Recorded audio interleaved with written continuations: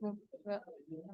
Donc, bonjour à tous et bienvenue à cette dernière conférence slash table ronde pour vous des ANED. Alors, donc, je le rappelle, le titre de cette table ronde est Budget carbone, utopie ou réalité. Elle va durer 1 heure jusqu'à du coup 17h30. Pour présenter rapidement nos intervenants, nous avons Laurent Kermel, qui est ingénieur de formation et qui a effectué sa carrière dans le domaine des systèmes d'information. Et il a contribué donc à la création de l'association Allocation Climat et aux principaux travaux qui ont été réalisés. Et Bruno Vidal est lui ingénieur de formation également et travaille actuellement dans les... Ah, non, je l'ai mis 2 fois. Qu'est-ce que j'ai écrit? Non, c'est moi en fait, j'ai mis 2 fois la même information. Ouais, si. Non. Ah oui, d'accord, parce que vous avez des parcours très similaires. Non, c'est pas tout à fait pareil, mais bon, oui. Alors, si vous voulez que je termine ma présentation, je suis ingénieur de formation et je travaille dans les lignes d'assemblage pour Airbus en ce moment, pour un sous-traitant d'Airbus, pas pour Airbus directement. Et j'ai également membre fondateur de l'association Allocation Climat. Voilà. Pour présenter rapidement leur association, c'est une Allocation Climat, c'est une association citoyenne qui propose une solution novatrice basée sur des budgets carbone individuels, là où les recettes habituelles, les taxes carbone, mesures sectorielles, etc., montrent les limites de leur efficacité. Et cette solution, elle va, comme vous allez voir, elle va impliquer l'ensemble de la société, État, entreprises et même particuliers. Elle va respecter les choix individuels et s'inscrire dans une perspective de justice climatique. Donc, je vais maintenant leur laisser la parole et merci de bien les écouter. Merci Marine. Bien, alors on va démarrer cette heure ensemble. Je commence par remercier d'abord évidemment TBS de nous accueillir, c'est très sympa. Les alumni également et toute l'organisation des ANED avec Marine en tête, mais également Quentin qui a pas mal travaillé avec nous pour préparer... Il est là Quentin? Non, je ne le vois pas. Mais bon, pas mal travaillé avec nous pour préparer cette petite conférence. L'idée, normalement, cette présentation, elle dure une quarantaine de minutes. On l'a restreinte, on l'a réduite à 15-20 minutes pour laisser un maximum de champ dans l'heure qui nous est impartie à l'échange. Parce que normalement, ça devrait vous interpeller un petit peu ce qu'on va vous présenter. Voilà. Et donc, n'hésitez pas, par la suite, c'est bien l'objet pour lequel on est ici, c'est de vous faire réagir et d'avoir un dialogue avec vous le plus possible. Alors, commençons, si ça veut bien. Oui, voilà. J'ai envie de commencer juste par une petite phrase de Hubert Reeves, vous savez, qui nous a quittés il n'y a pas très longtemps, qui disait « L'homme mène un combat contre la nature et s'il le gagne, il est perdu. » Et c'est un peu de ça dont on va parler. C'est non pas comment perdre le combat, mais c'est surtout comment annuler le combat, en fait. Alors, vous connaissez tous les événements climatiques dont on parle en permanence, qui sont de plus en plus critiques, de plus en plus fréquents, d'une intensité de plus en plus importante, que ce soit les feux de forêt, les inondations.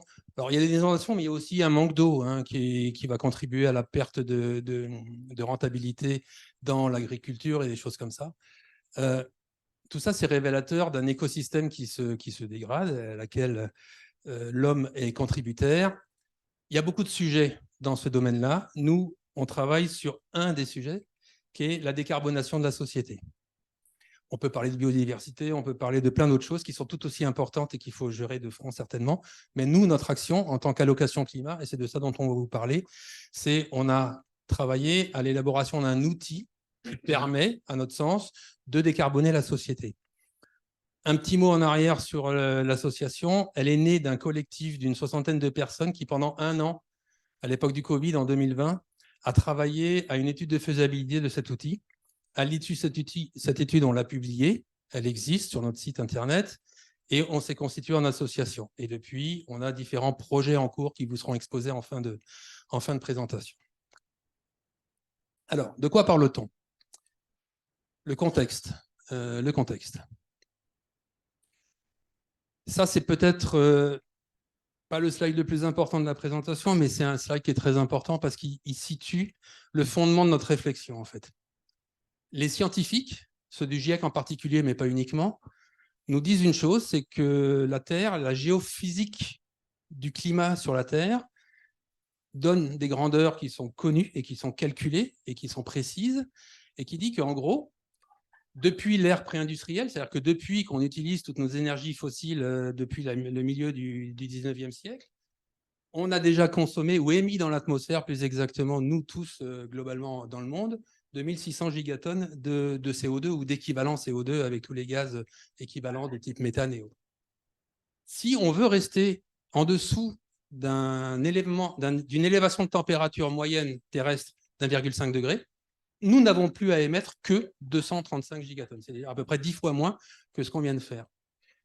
Si on se permet d'aller jusqu'à 2 degrés d'élévation, on peut encore émettre 985 gigatonnes. À titre d'exemple, aujourd'hui, la Terre émet 40 gigatonnes par an. Donc, le premier budget, il est atteint en 24 divisé par 4, ça fait 6, en 6 ans. Dans 6 ans, au rythme où on est, et on est plutôt en train d'augmenter que de baisser, hein, très honnêtement, on a déjà atteint la première barrière. L'autre, vous faites le même calcul, c'est dans pas très longtemps. Alors, toute l'idée de l'allocation climat, des budgets carbone, repose sur, on a un budget fini de carbone à émettre, de CO2 à émettre dans l'atmosphère, on a un nombre fini de personnes sur Terre, comment on se partage ça? Comment on se le partage entre nous pour faire en sorte de ne pas dépasser cette limite et d'atteindre en 2050, ça c'est les accords de Paris, le zéro carbone net.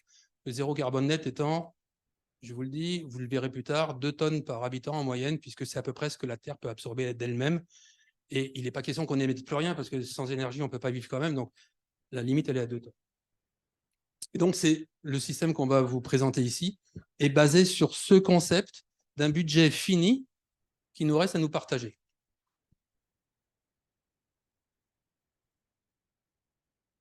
Alors, premièrement, qui ça concerne? Alors, ça, c'est les émissions en France, actuellement, je pense, dans le monde, je ne sais plus le marché en France, réparties par importance. Donc, vous avez le transport en numéro 1, en 2, l'agriculture, l'industrie, l'habitat, l'énergie et les déchets. Alors, juste un petit mot, l'habitat était en 2e position il n'y a encore pas longtemps, mais l'habitat, pour différentes raisons, d'une part, les nouvelles normes imposées à la construction, d'autre part, des hivers de plus en plus doux, il faut quand même le reconnaître, ça sert un peu à quelque chose aussi, font que c'est un peu moins que l'agriculture, alors qu'elle était un peu plus il y a encore 1 an de ça ou 1 an et demi de ça. Mais globalement, c'est ça. Et alors, qui sont les... Donc, ça, ce sont les émetteurs, mais qui bénéficient de ces émissions?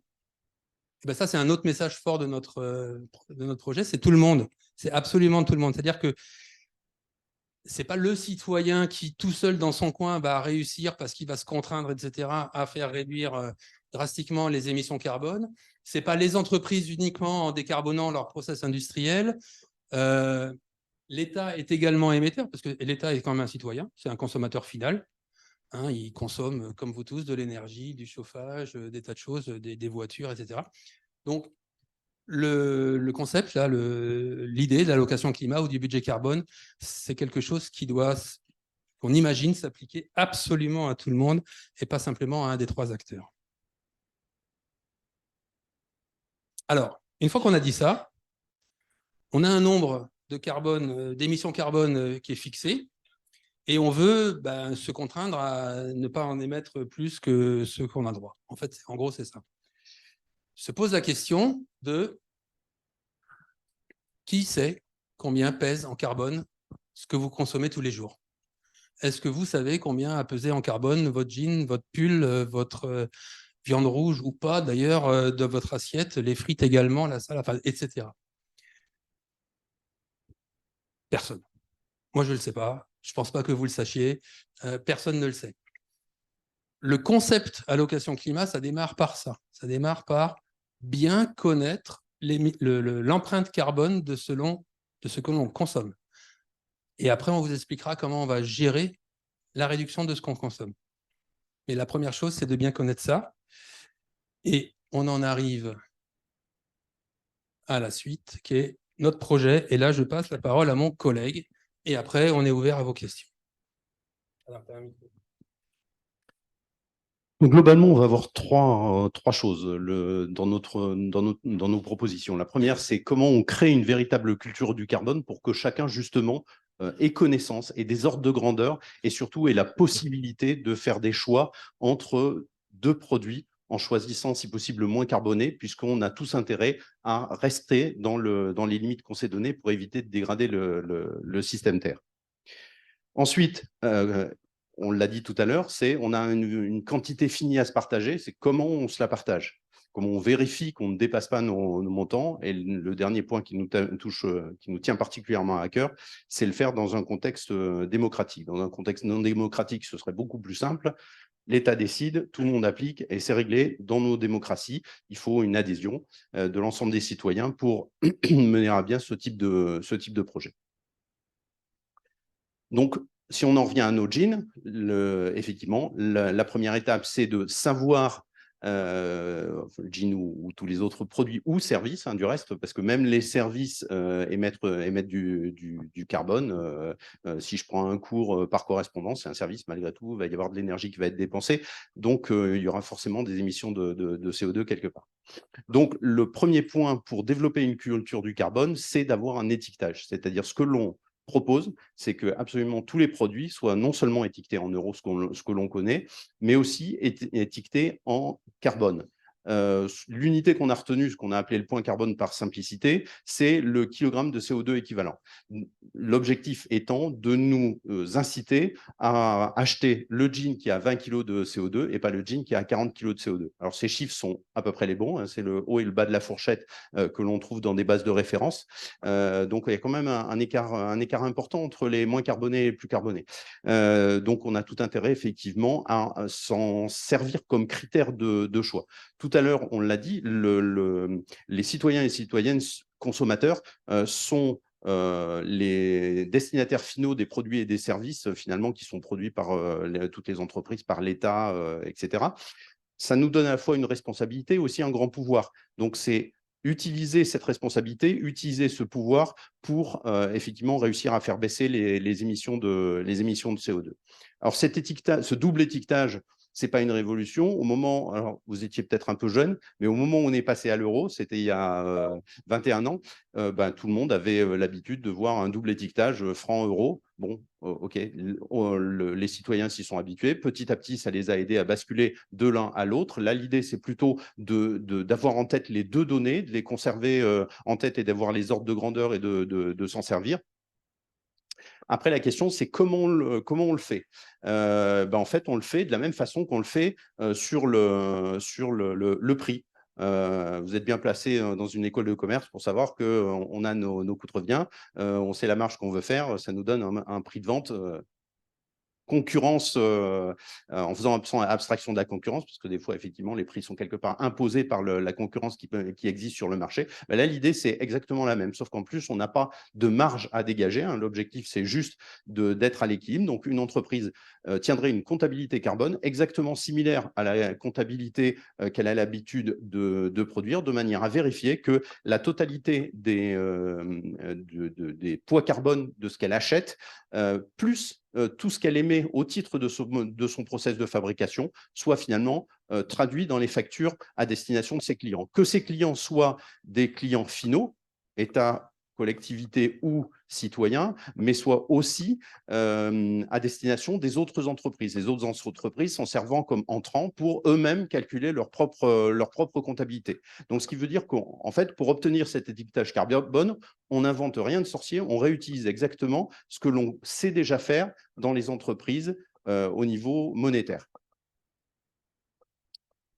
Le deuxième point, c'est de donner la visibilité aux citoyens sur la totalité de son empreinte carbone à la fin de l'année, qu'il ait un récapitulatif de la totalité de ce qu'il a émis. Alors, pourquoi je dis uniquement les citoyens? Parce qu'en fait, les entreprises, les collectivités, les pouvoirs publics, etc., eux, ils ont déjà la visibilité de leur empreinte au travers de la comptabilité qu'on a mis en place. D'accord? Donc, finalement, ce compte carbone individuel, c'est un peu la comptabilité carbone, la vôtre, la mienne, que l'on pourra utiliser. Alors, si on s'arrête à cette première étape, quels sont les bénéfices? Et quand je dis c'est la première étape, c'est effectivement la première étape que l'on imagine à la mise en œuvre de la totalité du mécanisme que je vais vous présenter, que Bruno a commencé à vous présenter. La première chose, c'est que ça donne une information précise et incontestable pour les collectivités, les entreprises et les citoyens sur l'étiquetage carbone. Il sera aussi fiable que le prix. On imagine que les comptabilités carbone seront certifiées en même temps que les comptabilités monétaires. Donc, globalement, on aura une certification qui sera aussi valable que celle qui est délivrée aux entreprises actuellement. Le deuxième point que l'on imagine, sur lequel on a la conviction, c'est plus qu'une imagination, c'est que le fait d'avoir cet étiquetage carbone va obliger à rentrer dans un cercle vertueux, va provoquer l'entrée dans un cercle vertueux. Souvent, ce que l'on dit de notre proposition d'allocation climat, c'est oui, mais le poids repose totalement sur les citoyens consommateurs. Non, en fait, franchement, dès qu'on parle de ce genre de choses aux entreprises, ils perçoivent tout de suite le signal sur le carbone qui va devenir, finalement, c'est rendre quantitatif un élément de qualité. Et donc, c'est un signal que comprennent parfaitement les entreprises. À titre d'exemple, on est en train de réaliser une étude, elle n'est pas encore tout à fait terminée, qui porte sur l'impact sur les stratégies des entreprises de la mise en place de l'allocation climat. C'est une étude qui est réalisée sous la direction d'un ancien chef d'entreprise. Il a consulté d'autres chefs d'entreprise et pour lui, c'est quelque chose, un signal que les entreprises seront très facilement en capacité d'intégrer dans leur stratégie. Donc, on rentre dans un cercle vertueux parce que de la même façon qu'on essaye d'éviter d'acheter trop cher quelque chose, on va rapidement intégrer cette nouvelle quantité et éviter d'acheter des produits trop carbonés. Le troisième point, finalement, c'est un petit peu un effet de bord qui n'était pas forcément recherché, mais dont on s'est aperçu, c'est la relocalisation de l'économie, pour deux raisons. La première, c'est qu'en Europe, un petit peu, en France, beaucoup plus, le mix électrique est très décarboné. Alors, c'est vrai aussi dans les pays d'Europe du Nord. Le mix électrique est très décarboné, ce qui veut dire que les émissions de carbone qu'il faut pour produire un produit ou un service sont plutôt bas. À partir du moment où la quantité de carbone va devenir vraiment une quantité discriminante de choix, les produits français, européens, vont devenir beaucoup plus compétitifs. Sur ce critère-là, sur le critère prix, on restera sur les règles actuelles, avec peut-être des évolutions liées aux investissements qui vont être nécessaires pour justement décarboner au maximum les produits. Le deuxième point qui contribue à la relocalisation de l'économie, c'est que produire local, c'est moins transporter. Comme le transport est le premier facteur d'émissions de gaz à effet de serre, on gagne tous les gaz à effet de serre, les émissions de gaz à effet de serre associées au transport, donc favorise la production locale. Donc, du coup, nous sommes convaincus que la mise en place de ce mécanisme provoque une relocalisation de l'activité économique. Le deuxième point, c'est le principe de répartition. Donc, actuellement, l'empreinte carbone de la France, c'est à peu près 600 millions de tonnes, ce qui ramené par individu nous donne un petit peu moins de 9 tonnes. Donc, c'est des chiffres qui sont assez compliqués à calculer, qui se font assez périodiquement. Il y a des fois des révisions quand on s'aperçoit a posteriori, mais bon, globalement, c'est des chiffres qui sont à peu près fiables. 9 tonnes, Bruno l'a dit tout à l'heure, pour atteindre la neutralité carbone, actuellement, il faut descendre à peu près aux alentours de 2. Alors, la neutralité carbone, pour l'instant, elle est à 2. La capacité des systèmes forestiers, marins, à absorber du CO2 est susceptible de varier. Donc, le 2 tonnes, pour l'instant, c'est 2 tonnes. Il est possible que ça évolue dans le temps en fonction justement du réchauffement climatique. Mais bon, malgré tout, ça fait une bonne cible. Donc, c'est simple, hein, c'est des maths assez simples. On doit passer de 9 tonnes maintenant à 2 tonnes en 2050. On fait un calcul, ça fait à peu près 5-6% par an. On a retenu 5 dans cette présentation. Et donc, l'idée, c'est d'allouer à chacun une allocation climat qui sera finalement son budget d'émissions de gaz à effet de serre pour assurer ses achats, ses activités personnelles, tous ses achats de biens et de services. D'accord ? Donc, finalement, on alloue un budget carbone à chacun. Et de la même façon qu'on est contraint par notre budget financier, on serait contraint par notre budget carbone. Alors, contrainte, mais bénéfice à la sortie. Pourquoi ? Parce que finalement, ça garantit l'atteinte de la neutralité carbone. Si on le déploie sur la totalité des pays, on est sûr d'atteindre la cible. Ce qui est quand même finalement plus important parce qu'il y a de grandes chances que… Alors, il y a des gens qui pourraient considérer que c'est une dystopie d'être aussi contraignant. Enfin, ce qui serait beaucoup plus une dystopie, c'est d'imaginer le monde non décarbonés avec une température de plusieurs degrés supérieure à ce que l'on connaît aujourd'hui. Donc, on garantit l'atteinte de la neutralité carbone. La deuxième chose, c'est la liberté de choix. Je ne vous ai jamais dit, il ne faut plus manger de viande. Je ne vous ai jamais dit, il faut arrêter de se déplacer en voiture. Je ne vous ai jamais dit. La responsabilité, c'est là où je vous ai dit, on a un gros pouvoir, une grande responsabilité. On a aussi des choix. On a la possibilité de définir à quel endroit on va consommer son carbone. Jean-Marc Jancovici, que vous avez peut-être écouté hier, avait beaucoup fait parler de lui récemment en disant qu'il fallait attribuer 4 déplacements par personne et par vie. Bon, ça a été très polémique, en grande partie parce que les journalistes ont un peu sorti la phrase de son contexte. Nous, on vous dit non, la seule chose que vous avez, c'est à respecter votre budget carbone. Après, vous faites des voyages en avion, oui, de temps en temps, si finalement vous vous déplacez essentiellement en vélo ou en transport en commun, si vous êtes végétarien, etc. Pourquoi est-ce qu'on vous contraindrait sur des voyages? Chacun fait ses choix, tant qu'il reste dans son budget. Le troisième point, c'est la justice climatique. Indépendamment de tout autre élément, tout le monde doit arriver au même budget. Alors, tout le monde, pas forcément tous les ans, parmi les petits éléments qu'on a envisagés, mais qui ne sont pas obligatoires dans la mise en œuvre de l'allocation climat, on a envisagé une bourse du carbone, ce qui veut dire qu'une année, vous avez besoin d'un peu plus, par exemple, pour aller voir de la famille qui habite un petit peu loin, vous pouvez acheter quelques budgets carbone supplémentaires. Mais on a imaginé là aussi des règles pour éviter qu'il y ait de la spéculation, pour éviter qu'il y ait de l'accaparement, etc., etc. Après, c'est des propositions. Le dernier point, et ça fera le lien avec le fonctionnement démocratique, la compatibilité avec les choix électoraux. L'allocation climat, on l'a pensé comme étant une solution modulaire, paramétrable, qui puisse s'adapter à différentes politiques publiques en fonction des choix électoraux. On a des élections qui amènent un gouvernement plus libéral. On peut appliquer l'allocation climat avec des règles plus libérales. Par exemple, la bourse du carbone, on la dérégule totalement. C'est la loi de l'offre et de la demande. On est sur un gouvernement beaucoup plus favorable à une économie dirigée à des règles très strictes. On peut carrément supprimer la bourse du carbone. Chacun a son budget et se débrouille avec. Donc, c'est un des exemples de paramétrage que l'on peut appliquer sur notre proposition d'allocation climat qui fait qu'il est compatible avec des choix électoraux qui seraient différents. L'autre chose, c'est qu'on l'a pensé comme étant complémentaire avec d'autres politiques publiques assurant la transformation de l'économie française. Je reviens toujours à Jean-Marc Jancovici hier. Il est président du Shift Project.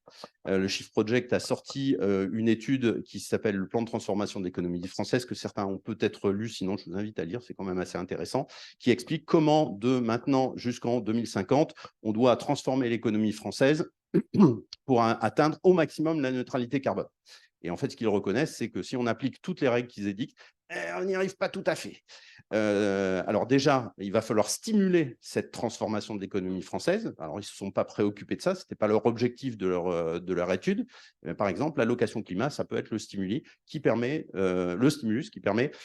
justement d'induire la transformation de l'économie française. Et quand je disais, en appliquant tout ce qu'ils ont prévu, on n'y arrive pas tout à fait, en fait, l'arrière-pensée qu'il y a derrière, c'est le fait qu'il va falloir quand même faire preuve de sobriété. Alors, sobriété, c'est un terme qu'on emploie beaucoup en ce moment, mais quand on vous parle de sobriété, c'est généralement de sobriété énergétique parce qu'on a un petit peu de problème à récupérer du gaz maintenant qu'on ne veut plus s'approvisionner chez les Russes. Nous, on parle de sobriété carbone. D'accord ? D'où les informations que l'on affiche de manière à ce que les gens puissent faire l'objet de sobriété carbone. Donc, le complément au plan de transformation de l'économie française, c'est justement l'allocation climat parce qu'elle permet de piloter sa sobriété. En fait, ce que l'on dit, c'est que le plan de transformation de l'économie française sans l'allocation climat, c'est certainement on n'y arrive pas. L'allocation climat sans le plan de transformation de l'économie française, c'est certainement se contraindre plus que ce qu'on pourrait faire si on organisait la transformation. Et ce genre de parallèle, on peut le faire avec la plupart des autres politiques publiques qui visent à décarboner l'économie et à atteindre la neutralité. Et la force donc de ce qu'on dit, c'est justement la neutralité, l'atteinte de la neutralité, donc l'atteinte de l'objectif. Dernier point sur ce plan-là, c'est la gouvernance démocratique. Donc, il est bien évident que dans un contexte comme le nôtre, il est impératif que cette gouvernance soit la plus démocratique possible pour qu'elle soit réellement pilotée par les citoyens. Dernier point que je vais aborder avant de vous passer la parole pour les questions, c'est quel est le projet de notre association. Donc, Bruno a commencé à en parler. L'objectif, c'est continuer à étudier, à promouvoir une politique publique basée sur des budgets individuels d'émissions de gaz à effet de serre.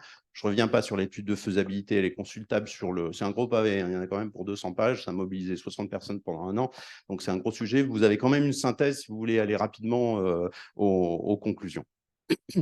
L'association créée en mars 2022. Maintenant, quelle est notre activité? Notre démarche, c'est de conduire ou de contribuer à des projets visant à approfondir notre proposition. En économie, donc je vous ai parlé de l'étude visant à savoir quel serait l'impact sur les stratégies des entreprises. On veut en mener une autre qui consiste à creuser un peu plus la complémentarité entre allocation climat et les autres politiques publiques. En droit, l'objectif pour nous, c'est de voir jusqu'à quel point on pourrait s'appuyer sur la Constitution, en particulier sur le principe d'égalité, pour bien dire que c'est logique que tout le monde ait le même droit à émettre des gaz à effet de serre. C'est à peu près la même démarche que celle qui a amené à la création de la sécurité sociale en 1946 ou 47, à la fin de la guerre. C'était un droit à la santé équivalent pour tout le monde. On peut creuser des choses dans ce domaine-là. Sociologie, c'est l'acceptabilité. On a un projet dont on espère qu'il va pouvoir se faire avec Lyon 3, l'université de Lyon 3, sur la mise en place d'un serious game dont l'objectif est d'analyser l'acceptabilité des différentes politiques publiques de pilotage de la réduction des gaz à effet de serre. Comptabilité, des projets de comptabilité carbone pilote. On en a déjà commencé une. Et là, on va continuer le travail en partenariat. Enfin, en partenariat, non, ce n'est pas exactement un partenariat. On le fait dans le cadre d'un cercle thématique des shifters. Mais il y a pas mal de gens de notre équipe qui bossent. On veut travailler sur le développement de notre réseau de partenaires, alors que ce soit des personnalités publiques qui pourraient relayer notre parole ou d'autres associations à l'échelle européenne avec qui on pourrait partager et avoir une action à l'échelle européenne. Et le dernier point, c'est la diffusion du concept dans l'opinion publique. Cette diffusion, c'est entre autres ce que l'on est en train de faire auprès de vous. C'est aussi une communication sur les réseaux sociaux sur lesquels vous pouvez nous suivre. Donc voilà, c'est un peu notre plan de travail. Et pour terminer, c'est une invitation à nous rejoindre. À l'issue de ces présentations, il y a plusieurs étudiants qui ont été très intéressés pour nous rejoindre et qui travaillent avec nous sur différents sujets. Il y en a un qui travaille maintenant sur la comptabilité carbone après avoir mis en place le processus d'intégration dans l'association. Il y en a un autre qui travaille sur l'organisation des conférences que l'on fait. Donc voilà, vous avez toute votre place dans notre association. Vous serez très complémentaires par rapport à des profils tels que Bruno ou moi qui sommes sortis des écoles déjà il y a un certain temps et qui avons une certaine vue sur l'avenir. Vous apporterez une vue complémentaire et cette complémentarité, ce sera aussi la richesse. Donc, ceux qui sont intéressés, n'hésitez pas à la fin de la conférence à venir nous voir et à ce qu'on puisse prendre des contacts. J'ai amené des cartes de visite que je pourrais vous laisser. Maintenant qu'on vous a dit tout ça, on imagine que vous avez plein de questions.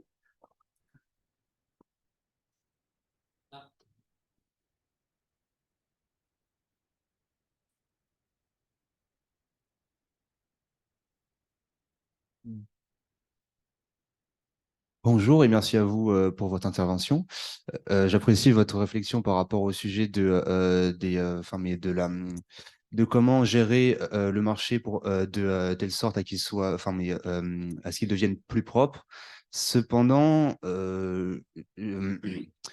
avec tous les cours d'économie que j'ai suivis, j'ai un peu du mal à suivre. Enfin, je dis pas que je suis un professionnel, non, non. mais voilà.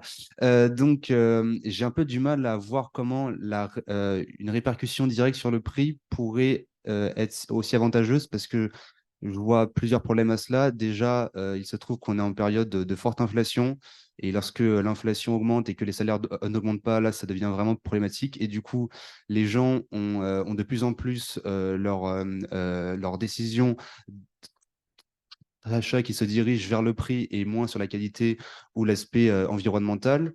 Et aussi, le problème, c'est que ça va être surtout les consommateurs les plus pauvres qui risquent d'en souffrir. Parce que si, par exemple, je vais acheter, on va prendre deux marques, on va prendre Zara et on va prendre le slip français. Bah, le slip français a une note, mais est assez engagé sur les aspects RSE, mais vaut très cher. Et Zara, bah, c'est un peu pourri parce que c'est de la fast fashion.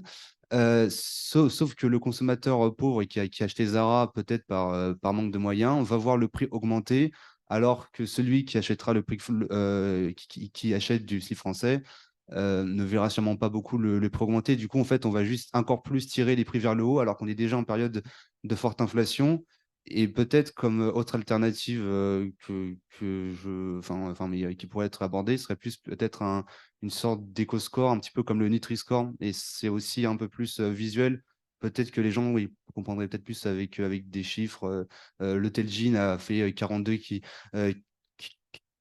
kilogrammes de carbone et un tel 22. Bah, peut-être qu'une note de D à A, ça pourrait être plus visuel. Et aussi, je crois qu'il y a une sorte d'éco-taxe. Alors, si vous pourriez aussi si vous êtes aussi renseigné là-dessus et que vous pourriez peut-être un peu plus expliquer, parce que dès qu'on achète un produit comme par exemple de haute technologie, comme par exemple une télé, bah, à chaque fois, moi, je voyais, tiens, il y a tant de pourcents d'éco-taxe. Je suis là. C'est bien, hein, mais par contre, où va cet argent? Parce que si c'est une taxe qui est gérée par l'État, cela pourrait. Alors, le Nutri-Score va déplacer la demande vers des produits un peu plus je vous dérange pas, vers des produits peut-être un peu plus qualitatifs et le pourcentage, et la taxe liée à l'écotaxe va peut-être permettre de réinvestir dans des technologies un peu plus propres. Bon, excusez-moi, j'étais un peu plus long, mais il y avait des points et ça me semble intéressant à développer. J'aimerais bien voir votre opinion dessus. Alors, je vais commencer, puis je te passerai la parole parce que c'est moi qui ai le micro pour le moment, mais je pense qu'on ne sera pas trop de deux à répondre à toutes vos interrogations qui sont toutes absolument justifiées et totalement pertinentes. Alors, je vais commencer par en tout cas pour moi, la plus facile d'entre elles, l'éco-score. L'éco-score, c'est très bien, mais ça ne garantit absolument pas l'atteinte du résultat. On a un problème avec ça. Oui, c'est bien. On sait si on est propre ou si on est un peu moins propre. On a déjà ça avec une application pour savoir si ce qu'on mange est gras, salé, sucré, machin, etc.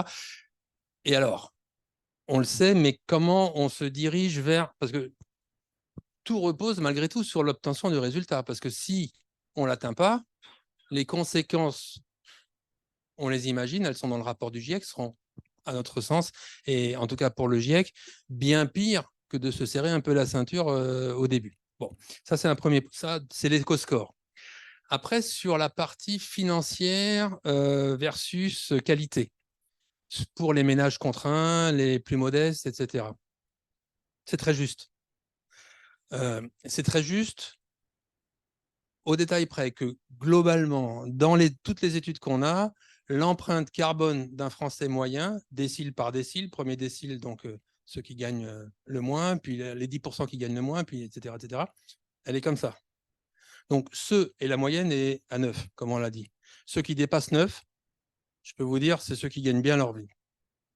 Donc, dans un premier temps, parce que quand on arrivera à 2, ce sera autre chose, mais dans un premier temps, ce ne seront pas les ménages les plus modestes, en tout cas pas dans leur généralité, il y a toujours des exceptions bien évidemment, mais ce ne seront pas les ménages les plus modestes qui vont être impactés par la mesure. Ils sont déjà en dessous de la moyenne et ils auront un excédent de carbone qu'ils pourront mettre sur la place publique si d'autres personnes un peu plus dispendieuses veulent en acheter.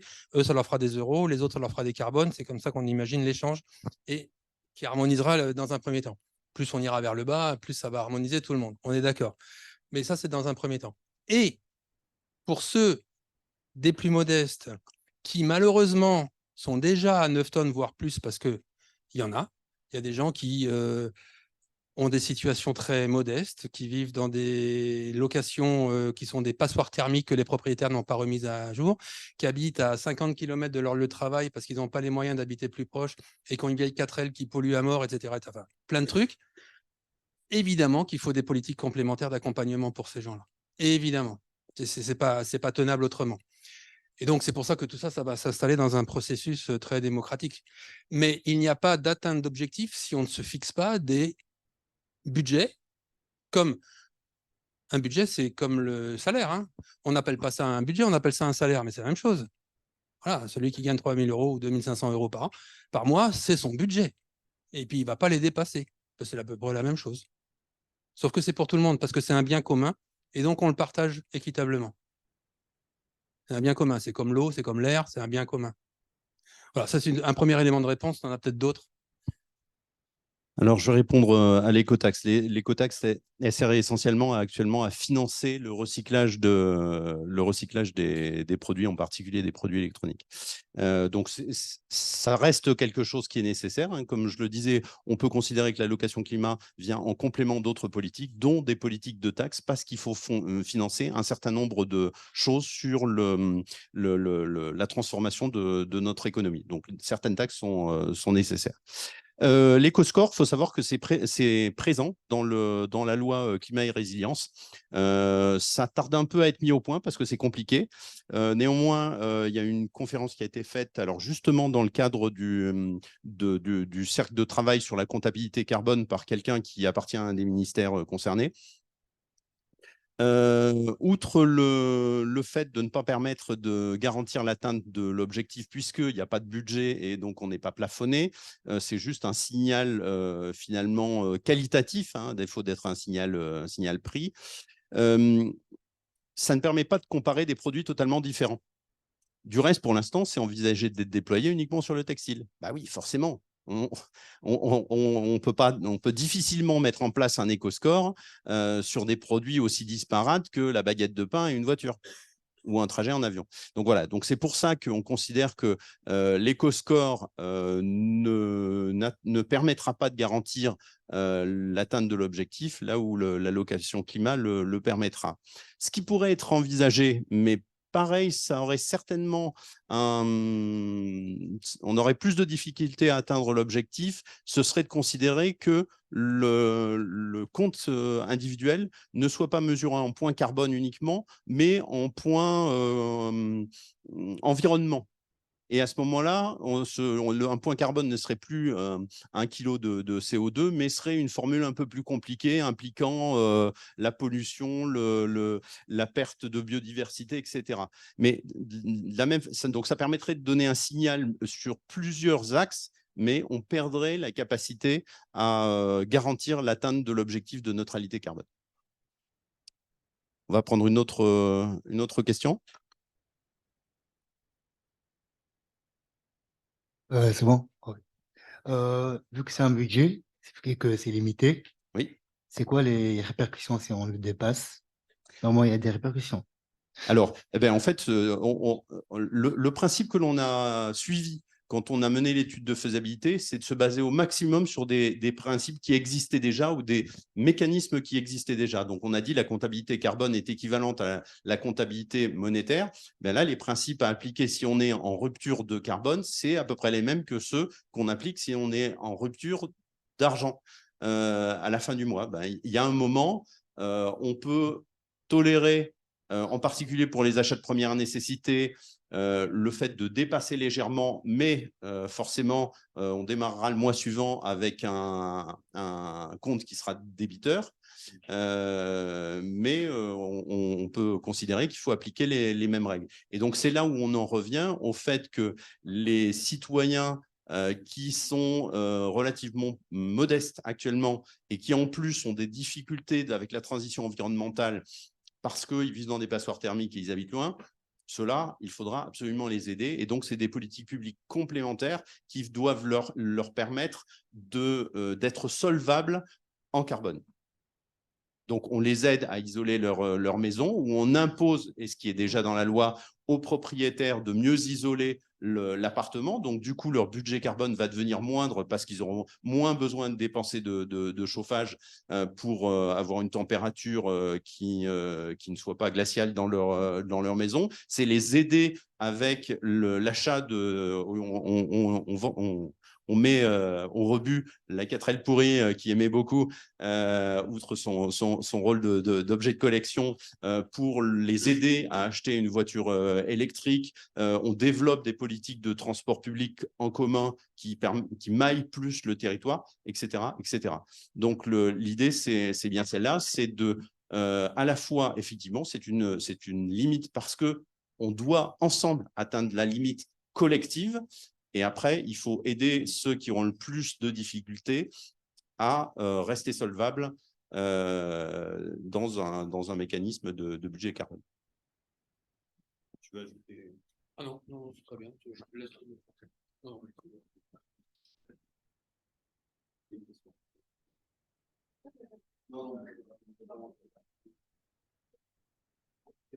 Du coup, je veux juste revenir sur le principe de comptabilité carbone et le fait qu'on puisse être dans le négatif, sachant qu'il y a quand même une bonne partie de la population qui fonctionne déjà juste économiquement dans le négatif.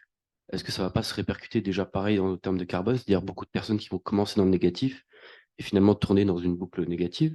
Et ensuite, je veux revenir sur, là, on parle beaucoup du consommateur, mais est-ce que en plus contrôlant vachement plus les entreprises, et pas forcément en leur donnant la carotte, mais aussi un peu le bâton, est-ce que ce serait pas un bon moyen de réduire un peu le prix de l'étiquette? Parce que finalement, si les entreprises font plus attention à leur façon de produire, et donc à la consommation carbone que leur production va générer, bah, du coup, ce sera pareil sur le prix. Donc forcément, la consommation classique du consommateur lambda va forcément diminuer. Et j'ai pas très bien compris comment ça peut être facilement ou plus ou moins respecté par les entreprises, sachant que de base, la grande majorité des entreprises ne fait pas forcément attention à ça et s'intéresse beaucoup plus au profit. Et je termine juste par le dernier point.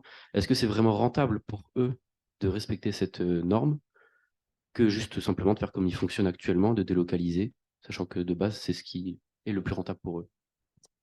Bien. Oui, il y a pas mal de questions, mais elles sont toutes, c'est très intéressant. Alors, la première de vos questions, elle rejoint un peu celle de votre ami. C'est difficile de répondre à comment on fait quand on est à découvert. Comment on fait quand on est à découvert? Eh ben, on se débrouille, c'est difficile. Les étudiants le savent mieux que personne. Ça, on le sait très bien. C'est pas facile. Je reviens quand même sur ce que j'ai déjà répondu, c'est que dans un premier temps, ceux qui vont vraiment avoir du mal avec ce budget, c'est les plus riches. Hein.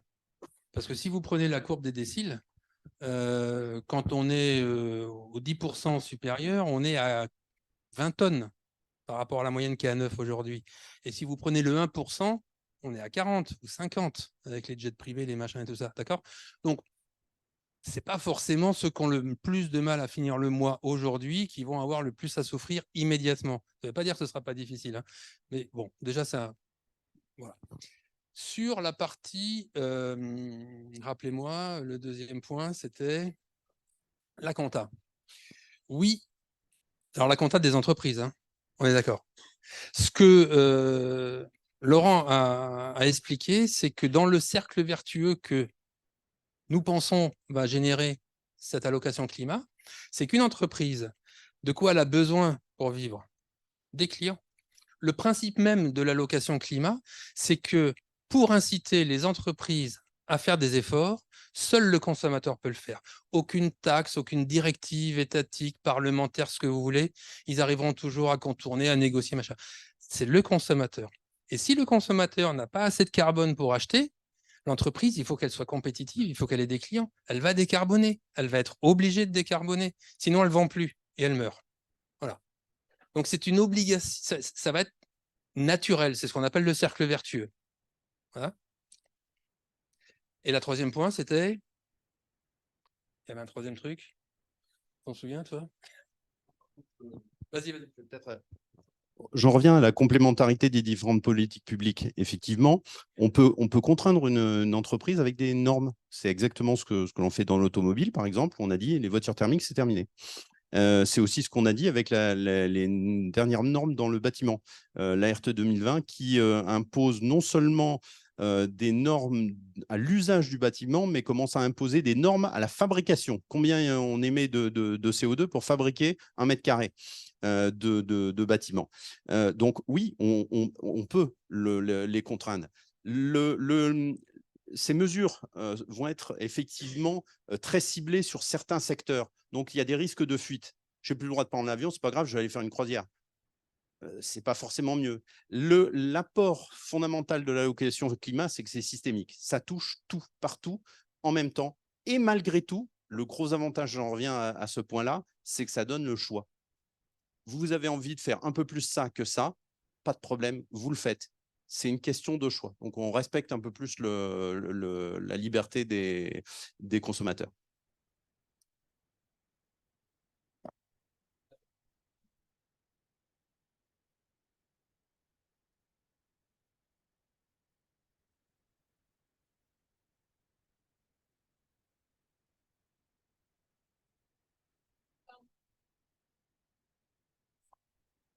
Bonjour, du coup moi je viens d'Ariège, donc c'est quand même une zone plutôt rurale. Et du coup j'ai une question parce que par exemple ma cousine elle est obligée de faire 30 minutes, 40 minutes de voiture tous les jours pour aller au travail. Et il n'y a pas d'autre choix en fait parce qu'il n'y a pas de transport en commun. Donc je pense que ces gens-là vont quand même être assez pénalisés sur ça. Et du coup quelles seraient les solutions? Et aussi par rapport forcément aux agriculteurs, tout ça qui au final émettent quand même pas mal de carbone, mais ils n'ont pas trop le choix non plus. Donc est-ce que ça pénalise quand même pas aussi voilà, toutes les ruralités, etc. Alors, parmi les études qu'on souhaiterait entreprendre, il y a ce qu'on appelle l'étude des inégalités horizontales. Donc, contrairement aux inégalités verticales qui sont les différences de niveau de vie et de niveau d'émission de carbone entre du premier au 10e décile, ça s'intéresse à l'étude des différences au sein d'un même décile. Selon que j'habite en ville, selon que j'habite à la campagne, dans une région chaude, dans une région froide, est-ce qu'il y a besoin de paramètres supplémentaires qui feraient que, au lieu d'avoir une distribution vraiment totalement égalitaire, est-ce qu'il faut y mettre des petits paramètres?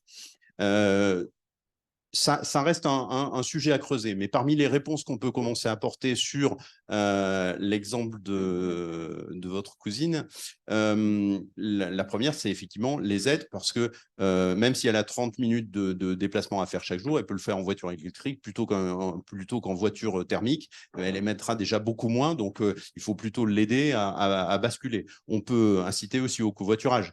Il y a un certain nombre de choses. On peut améliorer le maillage du territoire en termes de transport en commun aussi, avec des choses diverses et variées. Donc, il y a des moyens, malgré tout, d'améliorer le fonctionnement pour les gens qui sont dans les zones rurales. Néanmoins, à l'extrême, et c'est bien là où je dis, bon, on souhaiterait mener une étude complémentaire sur le sujet. Du reste, on en avait parlé avec une économiste qui appartenait au Conseil pour le climat, qui nous a fait le plaisir de relire notre étude qu'elle a trouvée vraiment très fouillée. Elle nous a dit c'est un des points qu'il faudrait creuser, regarder si effectivement il ne faut pas rajouter quelques paramètres pour traiter les inégalités horizontales. J'avais parlé des zones chaudes et des zones froides.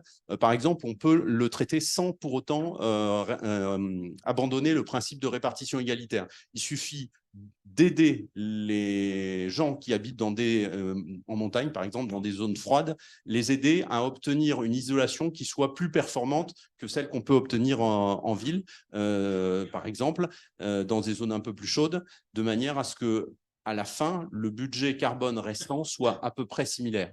Donc, il y a des moyens certainement pour, malgré tout, garder la règle de l'égalité et de la répartition. Et il y a peut-être quelques points à prendre pour effectivement moduler légèrement la répartition. Par exemple, il y a une réponse il y a une question à laquelle je n'ai pas trouvé de réponse, c'est nos territoires d'outre-mer. Comment on fait pour que, dans un contexte où on diffuse l'allocation climat, ils aient quand même finalement un niveau de vie équivalent, une liberté de choix à peu près équivalente que celle que l'on a en métropole. Bon, là, pour l'instant, je n'ai pas encore trouvé de réponse, mais voilà, il y a peut-être quelques points sur lesquels il faudrait prendre en compte ce genre de choses pour moduler légèrement le budget climat affecté à chacun. Merci. Je veux juste dire que ça peut être une bonne raison pour nous rejoindre et développer ce genre d'études. Moi, c'est juste une petite question. Je ne sais pas si j'ai pas compris ou mal compris, mais comment le projet vous allez, entre guillemets, inculquer dans la loi? Est-ce qu'il passe par la loi? Est-ce que vous avez l'État comme argument d'autorité pour appliquer les sanctions, etc., si c'est pas respecté, entre guillemets? C'est en fait le cheminement du projet vers l'application concrète et opérationnelle sur tout le pays. C'est une bonne question. Ça fait partie d'un des axes de réflexion qu'on a pour le préciser, parce que je pense que dans nos têtes, c'est assez clair. Oui, ça doit passer effectivement par une décision démocratique, comme on l'a expliqué. Ça doit être décidé au niveau parlementaire, que maintenant, à partir de maintenant ou dans 2 ans, etc., on met en place une comptabilité carbone entreprise, qui met en place l'étiquetage, qui permet à chacun de savoir dans un premier temps où il en est. Et à partir d'un certain temps, on va commencer à donner des budgets pour limiter. Ça ne peut se faire que dans un contexte, oui, on va pas, encore une fois, oui, ça doit être. Donc, actuellement, on n'est pas en contact avec les politiques. Un petit peu, ça commence. On est Enfin bon, ça c'est à titre personnel, je vais vous répondre, moi je suis un peu frileux de le faire parce que dès qu'il y a un parti, on va dire, qui va s'intéresser à ça, moi ma crainte, c'est que tous les autres vont lui sauter dessus en disant c'est nul. Et si jamais c'est pas celui qui passe au pouvoir, bon bref. Donc il faut être un peu équilibré. Mais oui, ça doit passer obligatoirement par une décision politique. Et comme on vient de l'exprimer à plusieurs reprises, accompagner d'autres politiques publiques, c'est pas une fin en soi. Ça va pas tout résoudre par un claquement de doigts. Il y a plein de problèmes d'inégalité horizontale qu'on vient de soulever, etc., qu'il faut accompagner en parallèle. Par contre, si vous avez en tête des idées qui, à votre sens, garantissent l'atteinte du résultat, autre que ça, honnêtement, nous, on n'en voit pas d'autres. Donc, on sait que c'est contraignant, on sait que c'est perturbant comme logique de réflexion.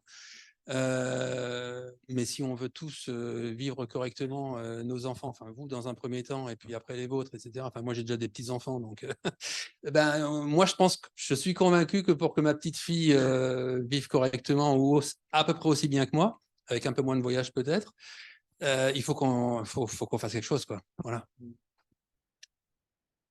Oui, effectivement, la relation avec les politiques est effectivement un point délicat à manier, pour la raison qu'a expliqué Bruno, mais néanmoins, on a effectivement...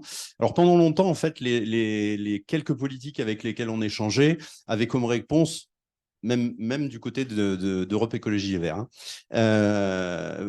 avaient comme réponse, c'est invendable, votre truc. Politiquement, c'est invendable. Et puis, le temps passant, on a senti quand même, après l'été 2022, on a senti un changement de perception. Je ne sais pas si vous l'avez vu, en 2022, il y a eu une émission en prime time sur BFM TV sur justement le réchauffement climatique. Et en fait, le film était basé, il est disponible sur Internet, donc vous pouvez le revoir.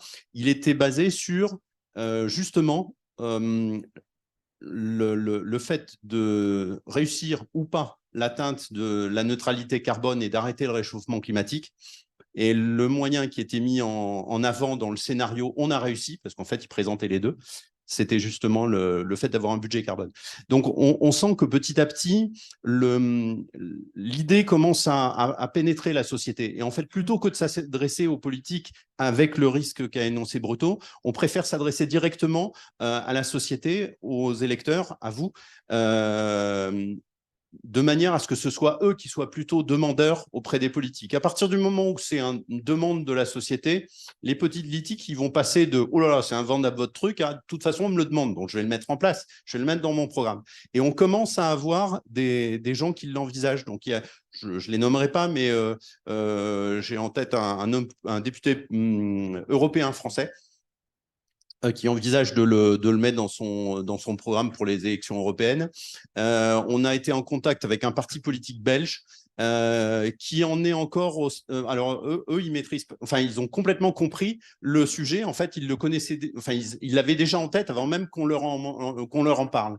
La question, c'est qu'ils nous ont posé, c'est comment on ne peut pas projeter ça, la société n'est pas encore suffisamment mature. Donc, on ne peut pas tout projeter. Qu'est-ce qu'on pourrait projeter qui aurait déjà l'ADN de l'allocation climat sans pour autant déployer la totalité du dispositif, mais qui aide à la prise de conscience, à faire prendre conscience aux gens de l'intérêt d'un tel dispositif. Donc, on croit plus à ce type de démarche.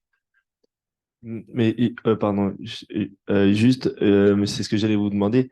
Vous pouvez limite commencer directement par l'Europe, puis après redescendre sur les pays, puisque en fait, pour justement éviter tout cet échiquier politique pardon, de combat droite-gauche, etc., puisqu'à l'échelle européenne, c'est beaucoup plus nuancé et ils peuvent beaucoup plus, entre guillemets, entendre le projet qu'un politique en France qui l'utiliserait simplement pour l'ajouter à son Alors,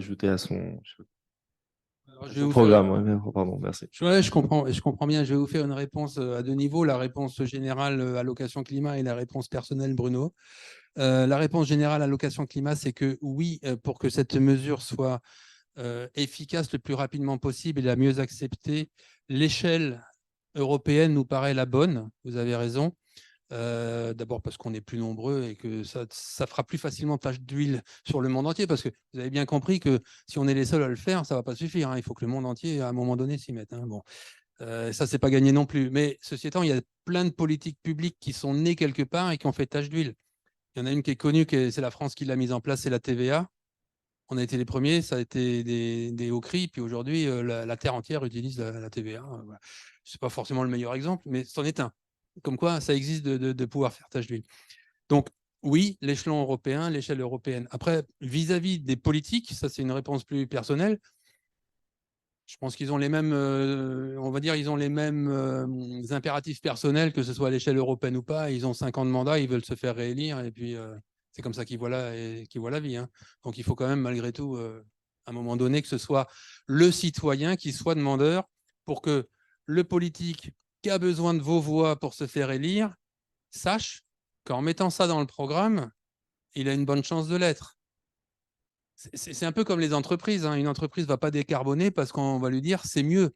Elle va décarboner parce que sinon, elle n'a plus de clients. C'est un peu l'idée, quoi. Voilà. Il y a une étude qui a été publiée par l'Institut Descartes, je ne sais plus si c'est début de cette année ou fin de l'année dernière, qui testait l'acceptabilité politique d'un certain nombre de politiques publiques, que ce soit des taxes, et qui a mesuré l'acceptabilité politique de l'allocation climat. Enfin, ce qu'ils appelaient un budget individuel d'émissions. Bon, c'est ce qu'on propose. Alors, il y a des différentes modalités, mais bon, peu importe. En fait, à notre grande surprise, cette mesure était juste en dessous de la majorité. Elle était à 48-49%. C'était une des politiques les mieux acceptées parmi celles qui étaient proposées au panel de citoyens auprès desquels portait l'étude.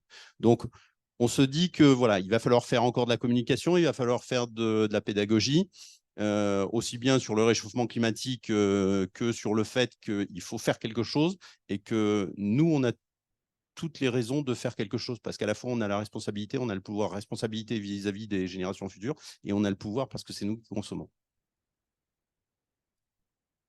Une autre question. Juste une question, vous comptez proposer cela à d'autres pays? Alors, que, le déploiement à l'échelle européenne, c'est une des questions. Donc, effectivement, pour des raisons techniques, et en particulier, un des points qu'on n'a pas abordé, qui est qu'est-ce qu'on fait des produits qu'on importe, la bonne échelle de déploiement, c'est l'échelle européenne. Parce qu'en fait, actuellement, la France n'a plus de système douanier par rapport aux autres pays à l'intérieur de l'Union européenne. En fait, la douane est à la périphérie de l'Europe. D'accord? Donc, c'est à cet endroit-là qu'on doit estampiller les produits importés avec leur étiquetage carbone si dans leur pays, il n'y a pas d'étiquetage carbone. D'accord? Donc, la bonne échelle de déploiement, c'est celle qu'on imagine, c'est effectivement l'Europe. Alors, comment est-ce qu'on espère déployer le dispositif en Europe? Ben justement, c'était un des sujets d'études dont j'ai parlé. C'est le fait de, voilà, si on en revient à celui-là, c'est développer notre réseau de partenaires. Ben ce serait de travailler sur la recherche de structures, de partis politiques, d'associations, de chercheurs dans les universités. On sait qu'il y en a. En Angleterre, par exemple, il y a un papier qui a été sorti par une université il n'y a pas longtemps qui préconise des budgets carbone individuels sans possibilité de les échanger, ce qu'ils appellent des PCA, des Personal Carbon Allowance. Donc, on sait qu'en Angleterre, il y en a. Du reste, la toute première étude qu'on ait vue sur le sujet venait du gouvernement anglais dans les années 90. Donc voilà, donc l'un de nos sujets d'étude, ce serait effectivement de recenser les associations qui pourraient, les associations, les organismes, comme je dis, tous les groupes qui auraient l'idée de porter le même discours que nous, de manière à effectivement essayer de diffuser de façon assez cohérente. Donc il y a eu une conférence à Barcelone au début de l'été, je crois, ou à fin du printemps. Enfin, on n'est pas, voilà, c'est pas un sujet franco-français. Il y a d'autres endroits dans le monde, et en particulier en Europe, où cette idée a émergé aussi. Vous avez d'autres. Nous, on n'a pas de contraintes, hein, donc si vous voulez rester jusqu'à 21h, on commande des pizzas et on continue. Hein. De toute façon, il y a tellement de matière dans le rapport de 200 pages et dans l'étude qu'on a fait qu'on peut encore échanger pendant un bon moment. On fera attention que les pizzas soient livrées à vélo quand même. Hein.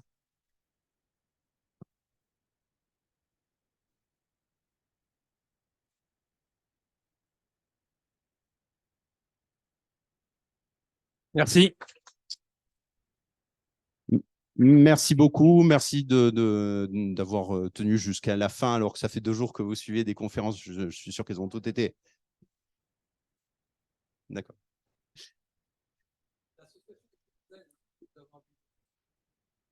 Alors, oui, elle est toulousaine, donc le siège est effectivement à Toulouse et nous sommes tous les deux toulousains, c'est pour ça que nous sommes venus ici. Néanmoins, il y a des gens qui sont basés un petit peu partout en France, hein, dans l'Ouest, dans la région lyonnaise, en région parisienne. On a même des gens qui travaillent avec nous depuis l'étranger. Celui qui est le plus loin habite du côté de Tokyo, donc on doit mener des réunions en tenant compte du décalage horaire. Mais oui, effectivement, si vous êtes intéressé par notre projet, rejoignez-nous. Là, on peut en parler un tout petit peu, vous laisser des cartes de visite et reprendre contact juste après pour avoir une présentation un peu plus détaillée et vous présenter les projets qui vous intéresseraient.